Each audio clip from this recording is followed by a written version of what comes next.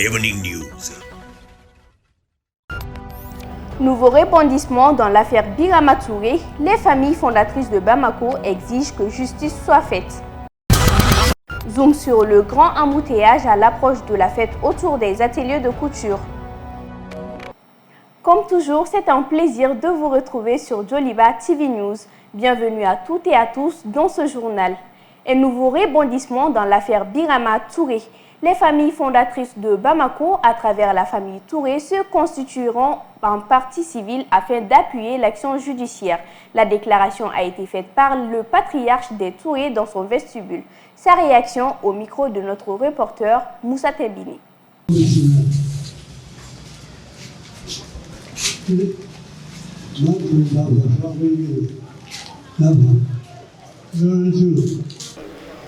Il veut la vérité.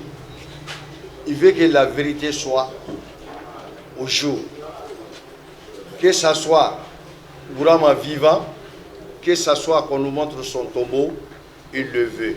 Il veut que la justice soit faite.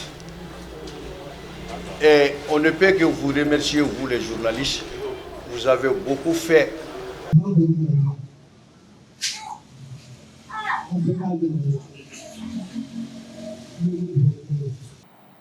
Dans un communiqué publié le 11 juillet dernier, l'Association malienne des droits de l'homme AMDH a exprimé sa vive préoccupation par rapport à la mesure de privation de liberté de certaines personnalités civiles et militaires. Ceci intervient quelques jours après la publication d'un communiqué de la CNDH sur, je cite, de graves violations des droits de l'homme constatées au Mali. Quelle est donc l'évolution de la situation ? Pour en parler, nous avons avec nous sur le plateau M. Agibou Boiré, président de la CNDH. Bonsoir M. Boiré. Bonsoir madame. Qu'en est-il de la situation de ces personnes? Merci beaucoup d'avoir rappelé notre communiqué, parce que avant même ce communiqué en début juillet, nous avions tenté de rencontrer les personnes qui ont été privées de liberté, les personnalités politiques et militaires, juste au lendemain des événements du 24 mai. Malheureusement, nous n'avons pas rencontré des répondants lorsque nous sommes montés à Kati. On nous avait renvoyés à des autorités qu'on n'a pas pu rencontrer malheureusement. C'est après cela que nous avons fait des courriers à l'attention des autorités compétentes pour leur expliquer que cette situation n'est pas normale, parce qu'on ne peut pas priver les personnes de liberté sans une base juridique, sans un fondement juridique. C'est ça la loi de la République, la loi fondamentale, c'est une disposition de notre Constitution. Donc nous, en notre qualité d'institution nationale des droits de l'homme, nous avons le devoir, l'obligation d'informer les plus hautes autorités sur ce qui doit être fait dans le sens du respect des engagements du Mali, parce qu'il s'agit des engagements internationaux souscrits par notre pays, et puis des instruments juridiques nationaux, à commencer par la loi fondamentale. Donc c'est vous dire que c'est une situation de violation des droits de l'homme, parce qu'on ne peut pas tourner autour du pot. Ce n'est pas de l'imagination, il ne s'agit pas d'interpréter. Il s'agit tout simplement de lire la Constitution et trouver que seuls les juges ont le pouvoir de priver les personnes de liberté. Et c'est là de façon réglementaire. Donc c'est une situation qui est déplorable. Après le communiqué, nous avons tenté d'autres actions qui sont restées vaines jusque-là. Donc c'est vous dire que nous saluons ce communiqué de la MDH et les communiqués d'autres organisations nationales et internationales du reste. C'est un bon signe. D'accord. En allant sur la base de la Constitution du Mali et d'autres traités et accords ratifiés par le Mali, de quelles violations parlons-nous exactement? Il s'agit de l'atteinte à la liberté de mouvement, parce que toute personne doit être libre de ses mouvements, que vous soyez une personnalité politique ou militaire.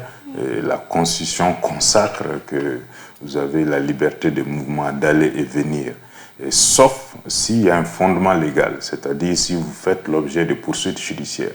Or, en l'espèce, il ne s'agit pas de poursuites judiciaires, il s'agit simplement de privation de liberté qualifiée d'assignation à résidence. D'accord. Vous avez parlé de tentatives qui ont été vaines à votre niveau. Quelles sont concrètement les démarches que vous avez entreprises pour la libération de ces personnes-là? Il faut juste rappeler que ça n'a pas commencé avec ces personnalités depuis le régime de Ibeka. Lors des événements du M5, il y a eu des personnalités politiques et civiles qui ont été détenues au camp 1. Vous vous rappelez, à l'époque, nous avons accompli la même démarche. Fort heureusement ou par ironie du sort, certaines de ces personnalités sont aux affaires aujourd'hui et à des niveaux très élevés. Et après, il y a eu la chute du régime Ibeka et nous avons enclenché les mêmes mécanismes pour aller nous enquérir de leurs conditions de privation de liberté à Kati à l'époque. Et donc c'est la suite logique et c'est notre mandat légal.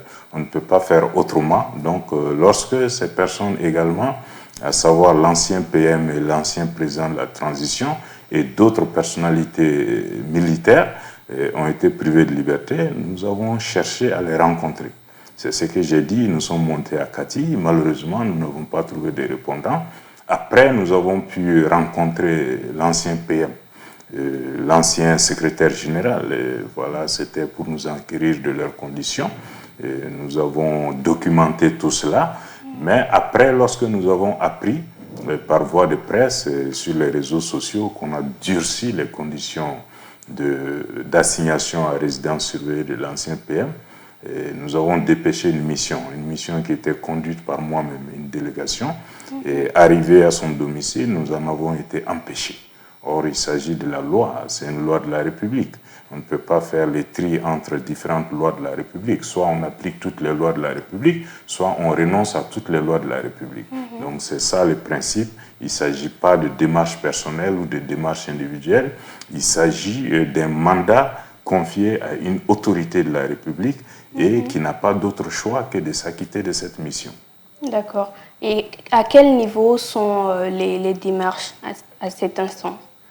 Au jour d'aujourd'hui, qu'est-ce que vous faites concrètement? Et nous jouons notre rôle de conseil, mais il faut une bonne compréhension de la part des autorités. C'est ce qu'on a toujours dit aux autorités.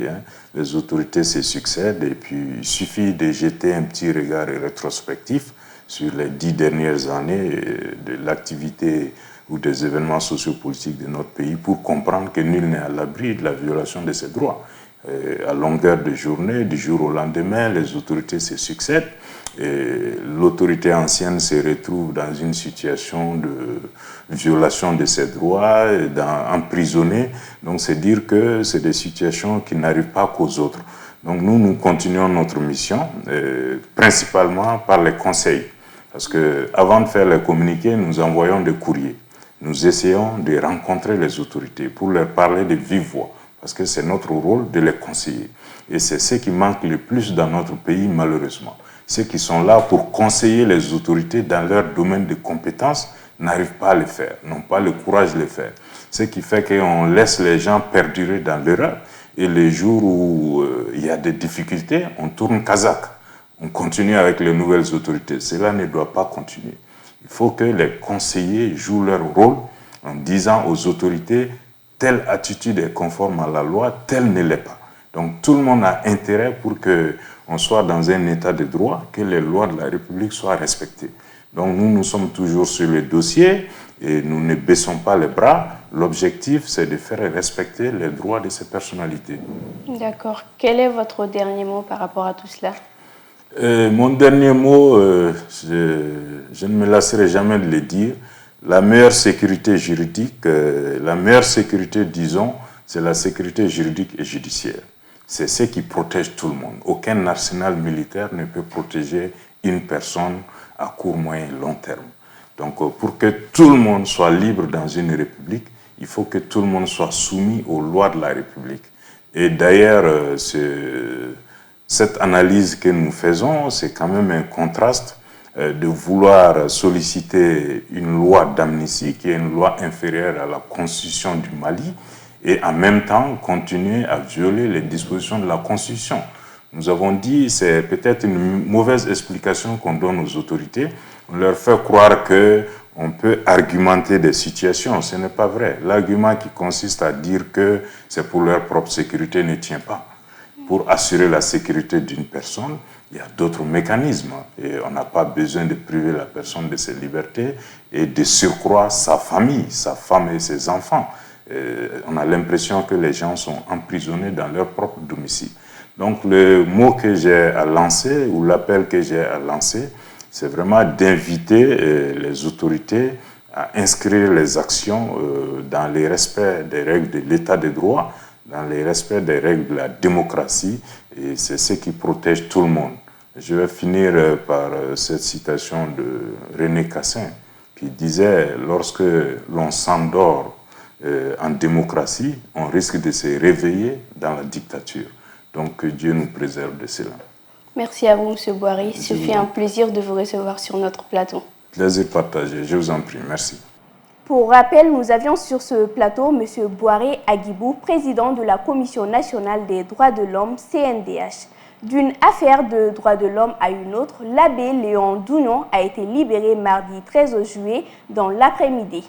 Le curé du village de Ségué, dans la région de Mopti, avait été enlevé le 21 juin dernier, il y a 3 semaines et demie, alors qu'il voyageait en compagnie de 4 autres fidèles chrétiens. C'était à proximité de la ville de Badjangara. L'acte n'a jamais été revendiqué, mais des sources locales pointent les djihadistes de la Katiba Massina affiliés au groupe de soutien à l'islam et aux musulmans GSIM lié à ACMI et qui est notoirement actif dans la zone. Les ravisseurs avaient rapidement libéré ses compagnons de route, mais pas l'abbé Léon. Il a malgré tout été libéré grâce à la médiation de chefs communautaires de la zone, de représentants de la société civile et de la communauté chrétienne. Une source impliquée dans ces discussions assure qu'il n'y a pas eu de contrepartie. Le monde évolue, la technologie également. L'avènement des smartphones a impacté les cybercafés. Les responsables de ces lieux de connexion se reconvertissent en d'autres métiers. Zoom sur quelques cybercafés visités par notre reporter Adama Sanogo. Des chaises vides, des postes de machines éteints et la clientèle qui se fait de plus en plus très rare. Voici le quotidien des cybercafés à Bamako. Au cybercenter Nananet, le gérant El Mokhtar Sissé se trouve derrière son écran en attendant l'arrivée de ceux qui viennent pour d'autres business. Le prix de l'heure de ces cybercafés reste abordable. À 1000 francs au début, aujourd'hui on l'a à 200, 250 francs par heure. Malgré ce prix à la portée de tous, les jeunes préfèrent se connecter sur leur smartphone. Aliou Kamara, un jeune que nous avons croisé lors de notre passage au cybercafé Faos, nous explique les raisons de sa présence. Bon, je suis juste venu faire une copie de la carte Nina de ma maman avec la connexion par téléphone, le système Wi-Fi souvent que les gens utilisent à la maison. Donc je préfère rester et puis utiliser mon téléphone et puis partager la connexion avec mon ordinateur et je travaille dessus. Un autre jeune croisé dans la rue affirme que les cybercafés ne sont plus nécessaires. Je partais télécharger les clips au cyber. Et pour ouvrir mes comptes, notamment mon mail. De nos jours, ce n'est plus nécessaire. On peut trouver tout sur le téléphone. El Mokhtar Sissé loue les mérites des cybercafés. Le cyber est plus professionnel, on saisit mieux au cyber, on imprime mieux, on ne peut pas imprimer sur le téléphone. Donc tout ça, ça amène à venir au cyber. Pour survivre, les responsables des cybercafés entreprennent d'autres activités en plus de la vente du pass Internet aux clients. Pratiquement, les jeunes viennent faire la formation sur Word, Excel, PowerPoint et Internet. Bon, avec souvent les fournitures de bureau, je vends ça aussi. On se débrouille avec ça. Sinon, on n'a pas quelque chose de fixe dans le mois actuellement. Avec la rareté des gens au cyber, on a tendance à augmenter beaucoup d'options comme les formulaires de visa, les rendez-vous de visa pour avoir accès aux ambassades. L'utilisation de l'Internet s'impose presque à tous aujourd'hui comme une urgence. Cependant, l'évolution de la technologie a entraîné un autre mal dans les cybercafés. Il s'agit de la cybercriminalité. À cet effet, les internautes sont appelés à faire preuve de plus de prudence. La cérémonie de commémoration des violences meurtrières 2 juillet 2020, la mise en place de l'organe unique de gestion des élections, la détention de l'ancien président Bandao et de son premier ministre Mokhtar Wane, tels sont entre autres les grands sujets débattus par Nuhun Togo, l'ancien chargé à la communication du chef de file de l'opposition Feu Soumaïla Cissé et le président du tout nouveau parti politique dénommé USR. C'était lors de son passage mardi sur le plateau de notre émission Djokono avec Moussa Tembini. Lors de la cérémonie de commémoration des violences meurtrières de juillet 2020, l'imam Mahmoud Diko avait rappelé ce que doit être la relation entre les militaires et le peuple. Nuhun Togo donne son point de vue sur cette question. Les militaires, qu'on veut ou pas, sont sous le commandement politique. Moussala Kanto, ça c'est partout, même aux États-Unis. Donc c'est pas au Mali que les militaires pensent que... C'est donc au Mali que les militaires peuvent faire ce qu'ils veulent. J'ai pris l'exemple. Prenons l'exemple du Burkina Faso. Le plus grand criminel qui avait le plein pouvoir, Diendéré, est en prison aujourd'hui. Les militaires doivent comprendre que lorsqu'ils sont venus, ils prétendaient vouloir éclairer l'affaire de la loi de réorientation militaire et punir ceux qui avaient détourné les fonds. Après, ils ont affirmé que s'ils n'organisaient pas ces derniers coups d'État, ils allaient s'entretuer. On se rend compte que c'est la question de business qui prévaut au lieu de celle de la nation. Nuhun Togo opte pour la mise en place de l'organe unique de gestion des élections. Maintenant, organe unique, c'est l'État.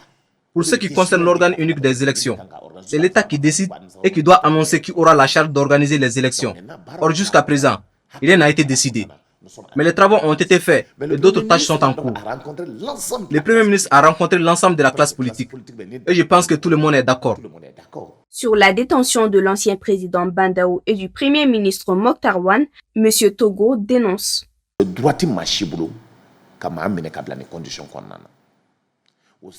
Personne n'a le droit de détenir les gens dans ces conditions. Ils ont craint que Bandao et Mokhtar Wane ne les dénoncent.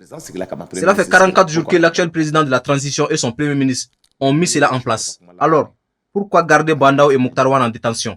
À entendre Shogel, pour des soucis de sécurité, il dit avoir rencontré Assimi Goïta et que la semaine prochaine, ils signeront une décharge afin que Bandao et Mokhtar Wane puissent rentrer chez eux. Enfin, il est à rappeler que l'invité du jour de l'émission Djokono Nuhun Togo, avec ses anciens collaborateurs, a lancé un nouveau parti politique qui, à ses dires, est inspiré de la charte Kouroukan-Fouga.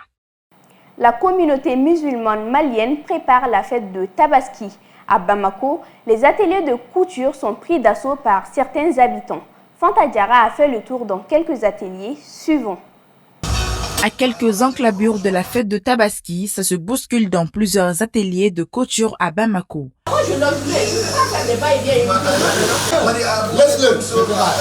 Comme d'habitude, les couturiers cette année se trouvent encore débordés par la forte demande. Ces clients venus récupérer ces habits retournent à la maison les mains vides. 3 semaines comme ça, depuis là j'ai donné mon avis avant la fête, mais malgré ça je ne l'ai pas eu jusqu'à présent. C'est chaud maintenant, ouais, c'est chaud. Et bon, les gens sont en train de faire, tu vois les gens là, ils sont depuis 5h, 6h, ils ont allé dormir et revenir. Se faire beau ou belle, telle est la priorité de beaucoup de Maliens pour la fête de Tabaski. Et au mois de fête, hein, tout le monde vient. Ça fait 20 jours moi j'ai arrêté de prendre des habits, mais il y a des gens là, ils te jettent l'habit. Ainsi, face à cette forte demande, certains tailleurs ont dû réajuster leurs horaires. Dans cet atelier situé à Lafiabougou, il est midi et les couturiers viennent à peine d'arriver après une nuit blanche. Oui, le programme c'est un peu dur quand même, mais on essaie de gérer parce que le travail est un peu débordé. J'ai quitté ici à 3h du matin. Aujourd'hui quand même, on va tirer ici. Malgré quelques désagréments, certains clients arrivent à trouver leur compte. Les rendez-vous ont été respectés. Je suis venue prendre mon habit. Je suis très contente.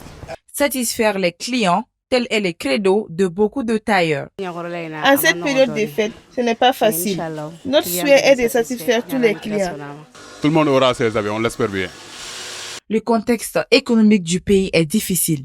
Toutefois, les Maliens s'activent pour la fête de la Tabaski avec grandeur. Les difficultés économiques liées aux effets de la maladie à coronavirus et l'insécurité dans le nord et le centre de notre pays ont augmenté les besoins humanitaires et les niveaux d'insécurité alimentaire des populations. Selon la FAO, 3,1 millions seront dans de cas sévères de malnutrition nécessitant une prise en charge médicale adaptée au cours de cette année. Suivant ce récit de Oumou Makalou sur la situation.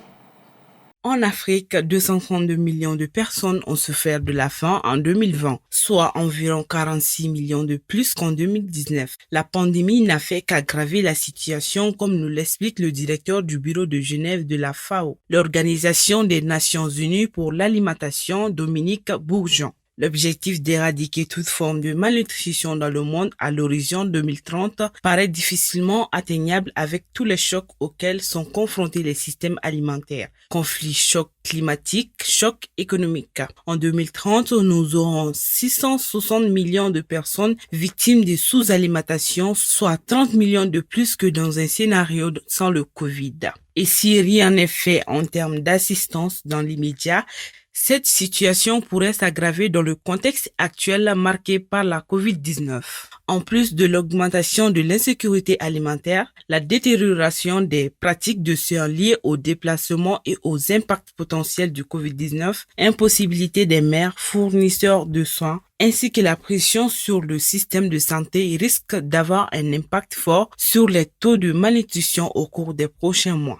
À cet effet, le président de la transition, le colonel Assimi Goïta, a jugé bon de lancer l'opération de distribution gratuite des vivres pour venir en aide aux populations. Le président de la transition a fait savoir que cette année, le plan national de réponse tentera d'apporter des solutions d'atténuation pour plus de 5 391 349 personnes, tout en mettant en cohérence les actions conjointes de l'État et de ses partenaires d'appui. Nous parlons de la grande mosquée de Djenné dans l'infographie du jour. La grande mosquée de Djenné est le plus grand édifice du monde en terre crue, c'est-à-dire en banco. Elle est considérée comme la réalisation majeure du style architectural soudano-sahélien tout en reflétant des influences islamiques. La mosquée constitue le centre de la cité de Djenné au Mali, dans la plaine alluviale du Bani, affluent du Niger. Un premier édifice fut construit en ce lieu au XIIIe siècle, mais la construction actuelle date seulement de 1907. La mosquée a la forme d'un carré de 75 mètres de côté et pyramidale. Sa hauteur est de 20 mètres. Le toit est soutenu par 90 piliers et possède 104 trous d'aération. Elle peut contenir 1000 personnes.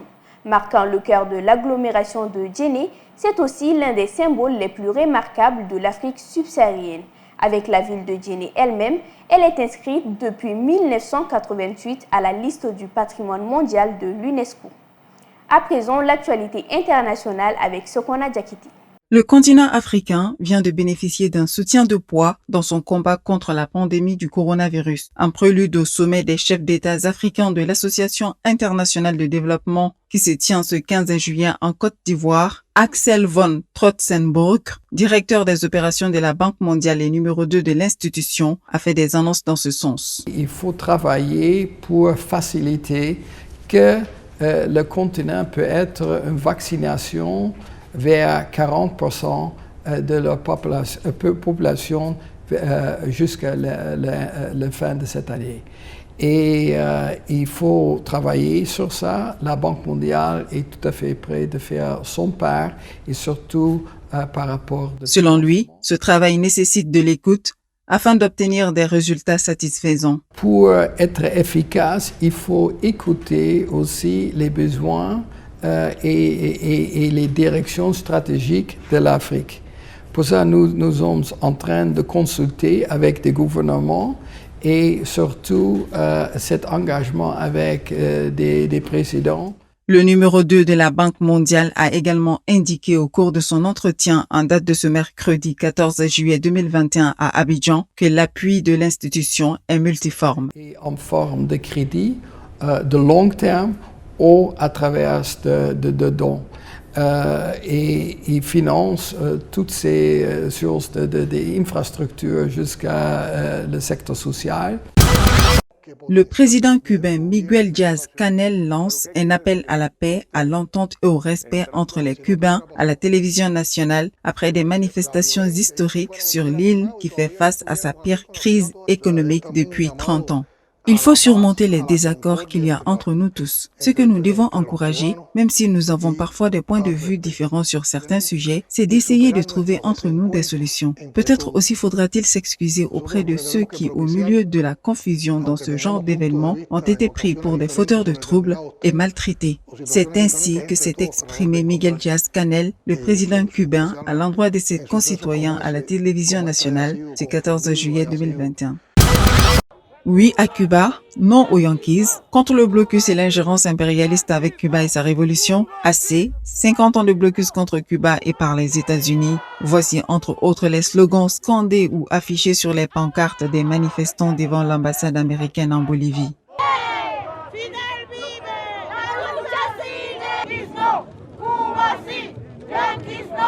Nous soutenons Cuba pour que les Yankees ne massacrent pas, déclare Viviana Molo, une militante.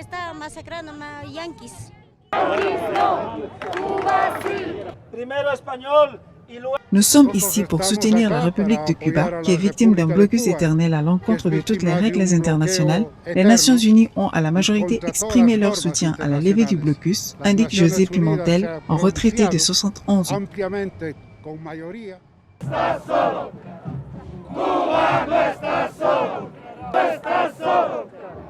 Quant à Gabriel Campero, un autre militant, il soutient, je cite, « Il serait très hypocrite de notre part, en tant que citoyens qui ont vu et reçu nous-mêmes le soutien de la révolution cubaine, de leur refuser un soutien aujourd'hui au moment où ils en ont le plus besoin. » Roland Fulguera, secrétaire politique du MAS, le parti au pouvoir en Bolivie, s'exprime en ces termes.